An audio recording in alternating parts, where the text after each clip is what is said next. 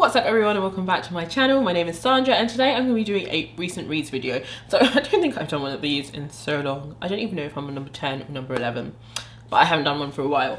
But I thought I would just do some. So I have just basically taken a look back at like the past month and a half of my reading and then selected some books to speak about. So the first book I'm going to speak about is one that I actually ended up listening to because Scribd decided to block me from listening to anything else, and I think it's because I listened to When No One Is Watching by Alyssa Cole, because it was a new release. It basically did that thing that everyone complains about Scribd doing, and I'd always been like, that's never happened to me, and then it happened to me, and then it wouldn't even let me listen to any Agatha Christie, and I was just like, oh, those are backlist titles, let me listen to them. But anyway, I actually ended up searching for it because I'd seen someone review it on Goodreads, and I think it was you, Penny G. I feel like your YouTube name and Goodreads name is similar, and I looked at what it was and it just seemed to be another sort of detective series, you know, some amateur detectives. So I was like, I'll give that a listen, and it was on Scribd and it was something I could listen to, so I ended up listening to that. I gave it 3 stars. I actually really enjoyed it and I'm hoping to continue on with the rest of the series. I'm just listening to a different audiobook at the moment. The book is called The Body on the Beach, and it's basically set in this town of Feathering, which is a made up town somewhere in England. And it is about our main character Jude and our main character Carol. I think character is actually our main character. And Carol is walking her dog on the beach one day and she comes across a dead body, which is, you know, fine. What's actually really funny, which I guess in a way shows Carol's personality, is she goes home, cleans up her dog because her dog had been really messy on the beach and stuff like that, and then calls the police to tell them about this body on the beach. And the police go to the beach, they don't find the body, and then they come and see her and then basically start insinuating that she's like this old menopausal woman who must have just seen something. And her new neighbour Jude has just moved in, so it's about sort of her getting to know Jude, and she's very like trying to find out a lot of information about Jude without just asking directly, which, you know, is super English, like to not just like outright ask what you want to ask, you be very polite about it. And Jude, yeah, basically is not very giving with her past. Like she can kind of tell that she has moved to a town where people are very well to do and there's set things that people have to do, and she doesn't fit that standard, and people are a little bit curious but they don't really want to ask. And basically they ended up joining forces to find out what on earth really happened. And, you know, the book is quite action packed with a couple of things that happen to Carol, a couple of things that happen to Jude, and I'm just like, you guys are out here just acting like police officers and you're not.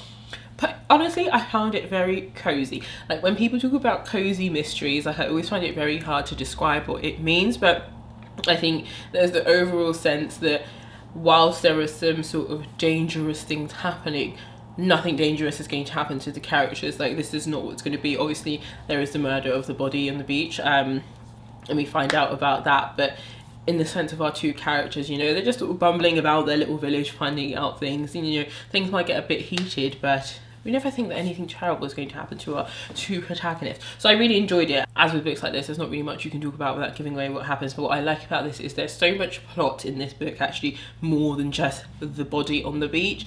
There are other things that happen, and actually you kind of find that that body on the beach isn't really the main focus of the story. I will give you a summary from what Goodreads says, but honestly it doesn't tell you any more than up until like what I've told you. So it says here, in the English seaside village of Feathering, located next to the town of Tarring, recent retiree Carol Seddon just wishes to live a quiet, sensible life with Gulliver, her Labrador retriever. When she discovers a dead body on the beach while walking the dog, her sensible life is suddenly quite complicated, and with the help of her bohemian neighbour Jude, Carol finds a new purpose in life as a detective. And so this is a series, so there are more books in the series. I think it's actually still continuing to now. When I looked up the author, Simon Brett, he does some stuff for radio, like he's got a career behind him, and like he writes these books, but he's not like finished with them. So I think there's at least 16 books in this, if I want to say, and then there's some also other books that he writes. I'm not sure if they are also detective books, but I really enjoyed this and I'm going to continue on with it. The next book I'm going to speak about is called Behind Closed Doors, and this is by B.A. Paris. After I read When No One Is Watching by Alyssa Cole, I really wanted to read like a just pure thriller, something that was in that genre, so that I could kind of compare and contrast this book to something that's, you know, directly placed in that genre, because I think what Alyssa Cole did in When No One Is Watching is really cool, and I will do a video sort of talking about that. But I wanted to find something that was purely in that genre, because I would say, and I think a lot of the feedback is on when no one is watching, is that it's very much a slow burner, which thrillers can be. But this book, it's not a slow burner. This book had you on the edge of your seat. Like, you were really wanting to turn the pages to find out what on earth was happening, or like what on earth was going to happen next, because it was a thrill. Like, you know, it left you very anxious. You were very you were anticipating the next page and the next moves that were going to happen. I ended up reading this, I think, because I have Amazon Prime, and you can get some books free on the Prime sort of thing. So that's actually how I ended up coming across this. I will read you the blurb because in order for me not to spoil the book, I feel like I can't talk too much about it. So it says here, the perfect marriage or the perfect lie. Everyone knows a couple like Jack and Grace. He has looks and wealth, she has charm and elegance. You might not want to like them, but you do. You'd like to get to know Grace better, but it's difficult because you realise Jack and Grace are never apart. Some might call this true love, others might ask why Grace never answers the phone, or how she can never meet for a coffee even though she doesn't work, how she can cook such elaborate meals but remain so slim, and why there are bars on one of the bedroom windows. Sometimes the perfect marriage is the perfect lie. Now, I find the blurb of this very interesting because it is blurbed in a way that makes you think that, you know, people outside of the house are sort of the ones telling the story in a sense, but actually a lot of this story and the perspective is from this perspective of Grace. I don't actually know if we ever get this perspective of Jack. We get this perspective of another character who are like neighbours or something that come and visit the house for like dinner parties and stuff, and that's how the book opens up, as sort of the preparation of a dinner party, or in the midst of a dinner party actually. And yeah, there's two people, that one of them is Jack's colleagues, or Jack's colleague, and his wife that comes to the house, and then I think there's a new neighbour or some sort who comes by, and it's the sort of the new neighbour who sort of ruffles things up because she asks loads of questions, and, you know, she kind of can see through the facade but doesn't know what there is to see, and she's the one that sort of shakes things up in a way, but really it is actually Grace who sort of shakes things up. And what this story does is takes us through the current day, what their marriage is like, and really what Grace is going through, and sort of how she met Jack, and then the backstory of how Jack came to be, because Jack tells her basically how he came to be who he is, and Jack isn't who he says he is. There is a lot in this story, and I will say it definitely gave me anxiety. I really needed to know what happens next. I was really worried about all the characters. I really enjoyed it actually. I gave it 3 stars because one of the things I have to say about this is I felt like the book was okay written. I felt there were parts where everything was being explained so much and in a really simple way, as if she was talking to a child, and it's like she's talking to us, she's a first person narrator. So I just kind of thought, I don't know if you speak simply like that to everyone, or if you feel the need to speak simply like that to us. And I didn't think it was a writing technique. I just thought that's how the writer writes, and I just felt like we're not 12, like we can understand and infer things. So I felt like that was annoying, and I did enjoy the story. I actually thought the story was well paced, and it had, like, there weren't very many plot holes that now that I can actually think of. I thought that all bases were covered really well, so I did enjoy the story. Another book I'm going to talk about is really a poetry collection. This is She is Fierce by Anna Sampson, Brave, Bold and Beautiful Poems by Women. This has a collection of poems from women from, oh god, I want to say the 18th century right until now. Oh, I say the 18th century, even before that. I'm sure one of them is BC. I don't know what number though. It won't tell me here. But yes, it has a collection of poems from contemporary poets all the way up to old poets, basically. And it's an interesting collection. What I like about this poetry collection is it is split into certain sections. So the first bit, there's an introduction obviously, then there's a section where it says my roots spread, roots and growing up, so books that sort of focus around growing up, or the sense of home, the sense of belonging. And then there's another section that focuses on friendship, so it's titled We Had a Whirl, We Had a Blast, Girl, and that's really nice, little ode to friendship, ode to friendship, you know, good friendships, bad friendships. Another section is my heart, no, I feel like I missed one, no. Another section is My Heart Has Made Its Mind Up, which is a section on love, which I feel like is to be expected in a poetry collection. You've got to have some poems on love. There's another section on nature, and that's titled Star High, Heart Deep. Another section focused on freedom, mindfulness and joy, I'm Glad I Exist. And all these are just lines taken from poems, so as in not the actual thematic element. And there's one on society, fashion, body and image, courage, protest and resistance. And then finally we have endings. So it's a nice way it was split, and you get a whole range of poems.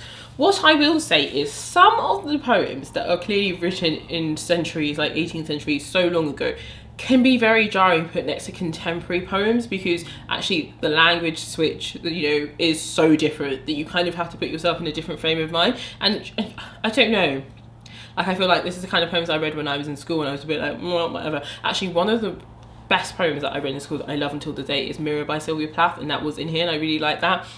And, you know, stuff like Mirror by Sylvia Plath, I feel like actually you could bung that in any context and actually in any century, sorry, and really you couldn't maybe tell when it was written. But other stuff where the language is quite clearly different, it just kind of pulls you out, really. It pulled me out really of what I'm reading. Maybe that's just because I'm just more used to reading contemporary poets.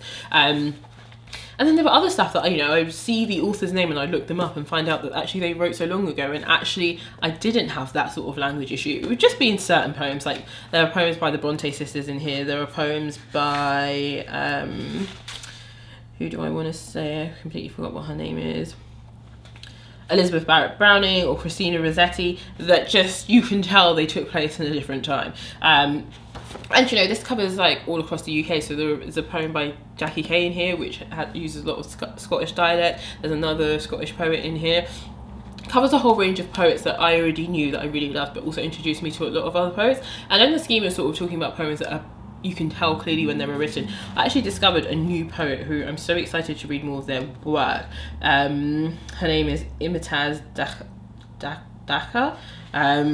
And one of the poems here is called Flight Reader, and that actually mentions something to do with like phones and sort of GPS and stuff like that. And it's one of those poems that I did like, but it's one of those poems as well that, give it 100 years, you'll be able to sort of tell when that poem was written. For me, it was fine because it's contemporary, it's now, I get it. It's something I understand. But yes, on the same vein, I can imagine maybe someone else reading that 100 years later will be like, I can really tell when that was written. But I thought this was a really nice poetry collection, and I gave it 3 out of 5 stars because I did like it. But like I said, some of these aspects were just pulling me out of the poem. But yeah, some of these poems were just a bit of a snore. I was just like, snooze. I really don't want to read that. And I actually find this quite interesting because I'm also reading at the same time as this, The New Daughters of Africa. And I spoke about this in my book haul, but what I didn't realise in the book haul was it's actually ordered by year or by century. So you get loads of, I say they're not poems, a lot of them are speeches or essays from people writing in the 1900s, and I felt maybe perhaps this book might have benefited from that. I understand why she didn't do it because there are other ways she wanted to sort of bring all those poems together, but I feel for me that would have been beneficial rather than having me read poems that were like from so long ago that I was just like, I don't even understand what this person is saying, for one, but two, I don't like this poem. But yes, a really nice poetry collection, especially as a good way to introduce you to loads of different poets that you might want to check out later. I have so many that I want to check out, so I'm really glad that I read this. The final book I'm going to speak about is Open Water by Caleb Azumah Nelson. I gave this 4 out of 5 stars, and this is a NetGalley arc. I don't think the book comes out until the 4th of February. I really enjoyed this, and it's so interesting because when I first started reading it I was like, oh, I'm gonna hate this. I'll read to you what it's about, because actually it's a really short, I say really short book, it's not a novella, but it's 145 pages long.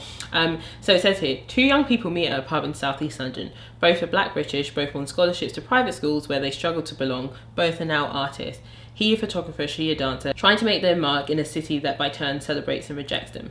Tentatively, tenderly, they fall in love. But two people who seem destined to be together can be torn apart by fear and violence. At once an achingly beautiful love story and potent insight into race and masculinity, Open Water asks what it means to be a person in a world that sees you as a black body. To be vulnerable when you are respected for strength, to find safety in love only to lose it. With gorgeous, soulful intensity, Caleb Azumah Nelson has written the most essential debut of recent years. Guys, this book is so good! This book is so good. But I can tell a lot of people won't like it, but I will go into reasons why. So first of all, this book is written in the second person narrative, which is just not something I see a lot in books, and that is what made me think instantly that I was not going to like it. I started reading and it was like, you said, blah, blah, blah, and I was like, why? The second reason why I think people might not gel with this or like it is it's very lyrical. Like, the author's writing is very lyrical, and sometimes it just focuses in on one thing and draws a lot of descriptions and feeling about that, and then just quickly goes on back into the story. And I think a lot of people would just be like, well, that's so insignificant, this is just so like lyrical and flowery, like why? I really enjoyed it. The reason why I gave it 4 out of 5 stars is actually for the reason I spoke about at some points. I did find that it was just a bit like, this is just too lyrical for me. Like, this is just too much focusing on this one thing. But yeah, it follows these two characters, and really I think we're hearing from the perspective of the man a lot, and we learn about sort of the effects of sort of being stopped by the police, but also having friends who are stopped by the police. You know, really simple things such as making connections, is going to things like the barber shop, and just how comforting those situations feels, but then sort of like coming out of a place that feels quite safe and walking into quite another dangerous situation. And then yeah, it talks about love and opening yourself up. But it's stunningly written, and I think for me the most emotive and connecting part of this was knowing that these were 2 black people in London, and that this was written by another black man, and it was just amazing contemporary literary fiction, and it just at its heart was 2 black bodies. And yeah, a lot of this talks about love and what it is to be in love, and sort of just exploring those feelings of when love is sort of budding, you know, when you meet someone, and sort of things that are left unsaid, all these really little intimate moments, and that's what he focuses on, and that's what he talks about, all these really little moments and just times that they spend together. And it's just so precious, it's so well written, his writing is amazing. Like, I'm just like, yes, like, it just makes me so happy to know that this is a debut, that this is a black man, he's written about black people. I'm going to talk more about this book. I'm going to do another video where I speak about sort of upcoming releases, but yes, I really just wanted to mention it because every time I went back to it, I just got this sense of, yes, like, I really love this. Like, this is what I read books for, because this is amazing. But that is all for today's video. That is all for my sort of recent reads, 10 or 11, I don't really know. But thank you guys so much for watching. Let me know if you have any comments about any of the books that I've mentioned. Let me know what books you have been reading recently, and I'll catch you in another video. Bye.